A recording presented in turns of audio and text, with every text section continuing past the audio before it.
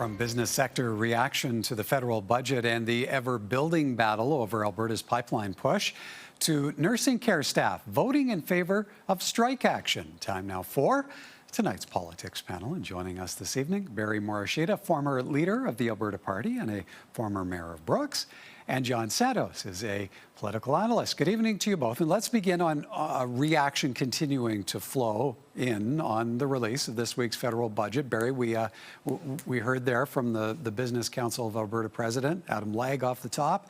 What do you make of how this budget lands with the business sector?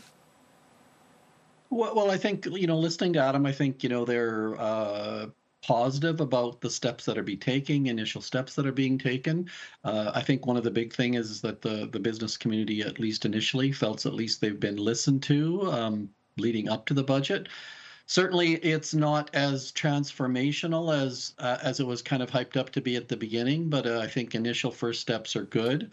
I think it indicates where the Prime Minister and this cabinet is kind of leaning relative to prior Liberal governments. So I think that's a positive thing for the business community. And as he said in his interview as well, that you can see a lot of activity happening subsequently to the budget, and hopefully they continue to make some progress, which bodes well for transforming Canada's economy and being less dependent on what's happening in the U.S.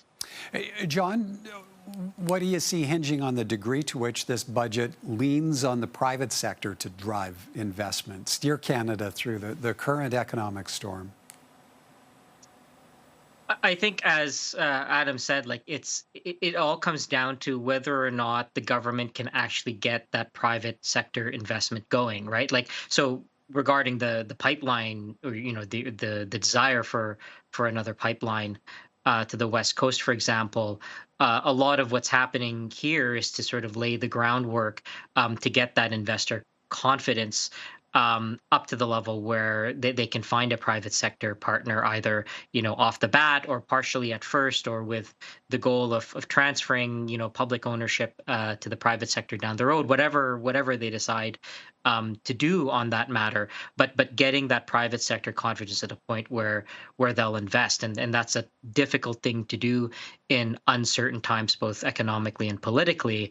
And I think a lot of this budget is to lay the groundwork for that. As Barry said, it's not sort of the degree of transformation that perhaps was hyped up to be from the outset or before it dropped, but the economic ship of Canada is a large one to turn, and these transformations take time. Barry, do you see enough clarity here in this budget to give the business sector the confidence it needs to drive investment? And how much do you see the potential elimination of the emissions cap playing into that? Well, I think, again, the preliminary indication is, yes, that, they're pleased that there's some listening going on, and the reactions have been favorable to business and industry to begin with. I think one of the kind of the historical issues with, particularly in the federal government's case, is that there has been legislation that has been dropped without much consultation in the past that has created an unfavorable investment environment. And I think that the government has to kind of prove itself and be the ones to step in front and say, hey, we are going to do this. So when it comes to the emissions cap, even though they hinted around it, I think there'll be trepidation about investing until that actually happens. So I would suspect that the Carney government is strategically getting that ready to put in place, because I don't think the industry will move until some of those legislative pieces are put in place because of the past history. Okay, to play off of that, as the post-budget dialogue continues to play out, anticipation as well, building over further major project announcements. BC's Premier and a coalition of coastal First Nations demanding the federal government uphold the oil tanker ban. This declaration is not a reaction to Alberta. We want this tanker ban to stay in place.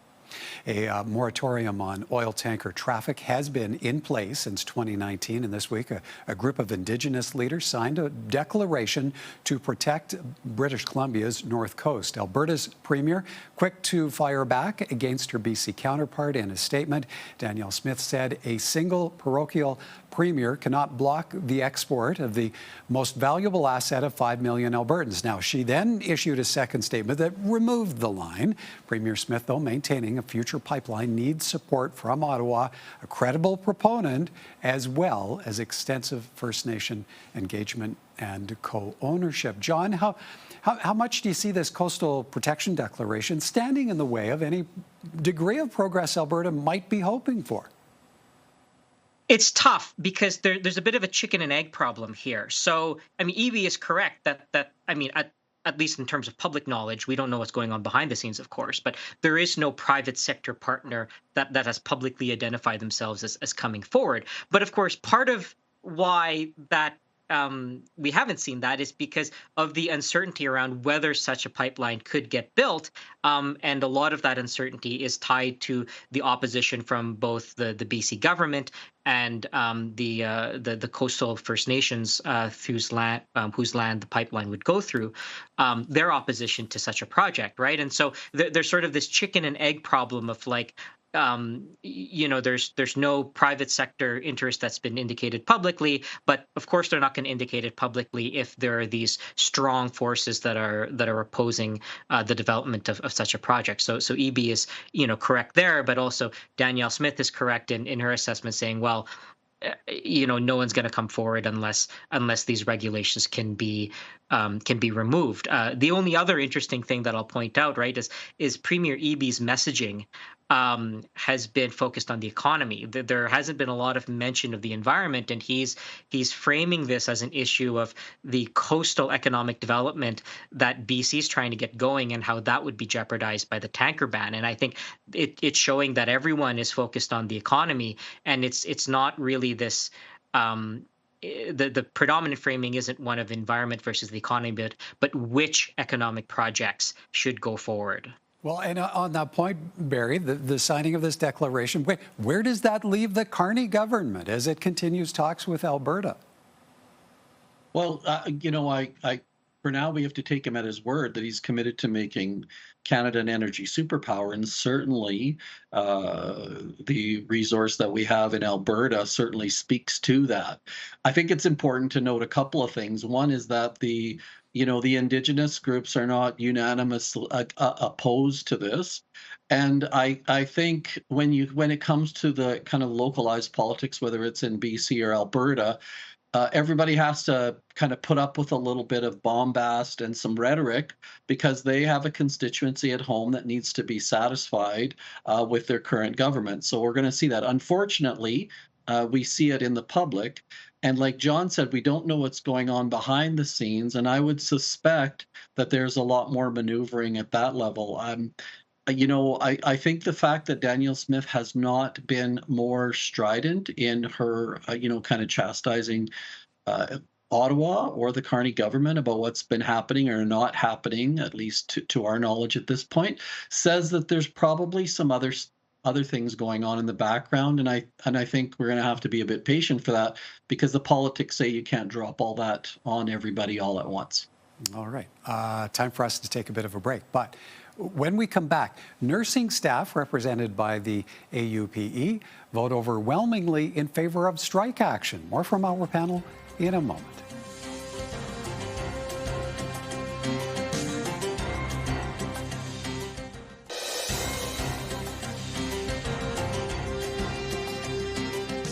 Welcome back. While a new round of talks is underway, a province-wide strike by 16,000 healthcare workers appears likely, and both sides admit they are far apart when it comes to wages. It's been a long time without any wage increases that reflect the scope of practice for both healthcare aides and LPNs.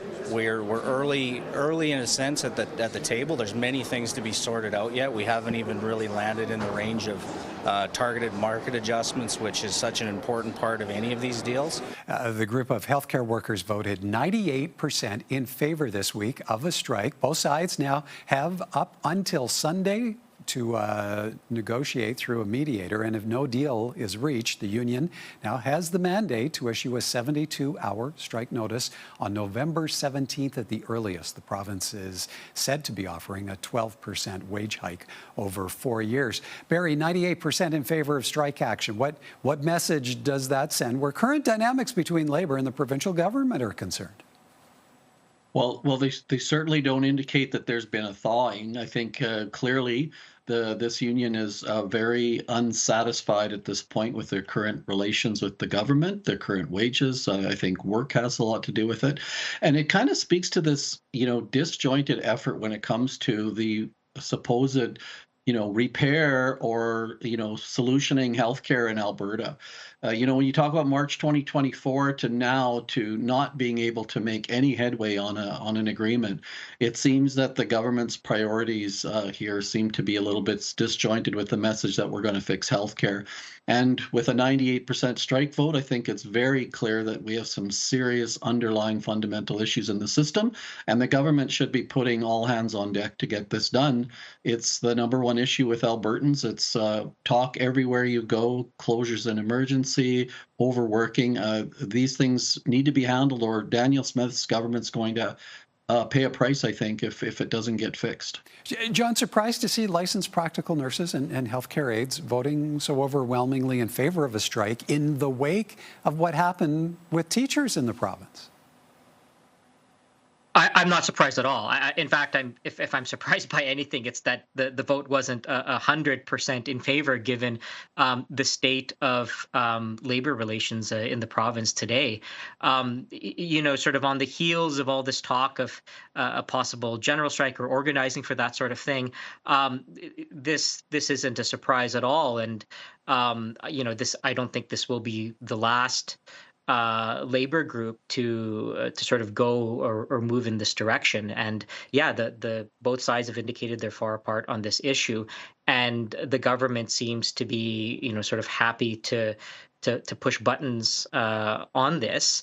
And not be willing to move, and the unions certainly have indicated that they don't want to move from the demands that they've met either. And so, no, this is just the continuation of the same pattern that we've seen of an impasse between labor groups negotiating with the provincial government. Barry, speaking of button pushing, a fair degree of politics playing out in the wake of the government's treatment of teachers with use of the notwithstanding clause. How political do you see the AUPE situation getting?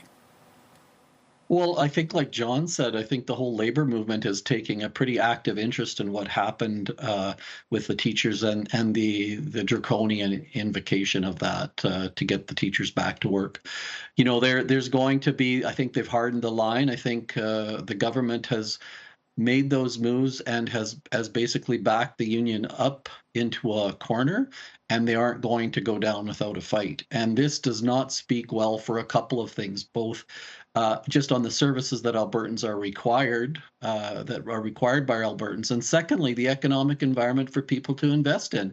I mean, we can't speak about, wanting private sector money and investments in Alberta, and then introduce them to an environment where services are being disrupted constantly, where the labor relations are at an all-time low.